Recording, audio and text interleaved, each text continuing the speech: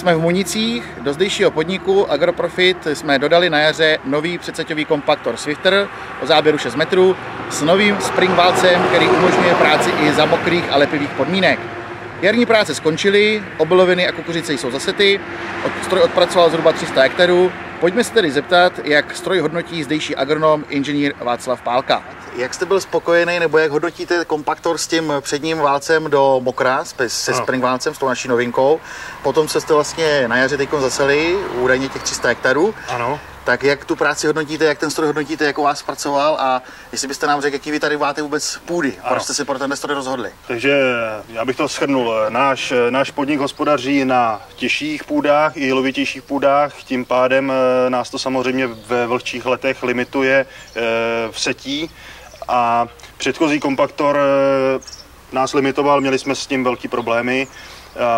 Potom, co přišel vlastně Swifter, nový stroj, tak říkáme, v termínech se dostaneme tam, kam potřebujeme a stíháme veškerou práci, protože opravdu ten stroj funguje, řeknu, ve vlhčích podmínkách a můžeme připravovat v celku tak, jak se má, zkrátka. No. Mně se donesla taková informace, tak jsem si chtěl ověřit, jestli to je pravda nebo ne. Já jsem totiž slyšel od vašeho mechanizátora, že byste měl prohlásit, že ten stroj je malý zázrak. Ano, byla to pravda. Byli jsme, řeknu, na jednom z nejhorších polí, který tady máme, močálech, který opravdu nejdou každý rok připravit a je tam velký problém. Tak letos to bylo jinak, díky Swifteru.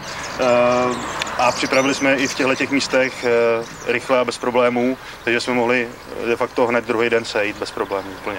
Takže vytrhl nám ten stroj trend z paty, řeknu to na rovinu, jak to je. Tak ještě bych se, Pavle, zeptal rád tebe, ty jsi tady s tím kompaktorem měl možnost jezdit, jak ty jeho práci hodnotíš jako obsluha, jak se ti s ním jezdilo, jestli se ti uspával?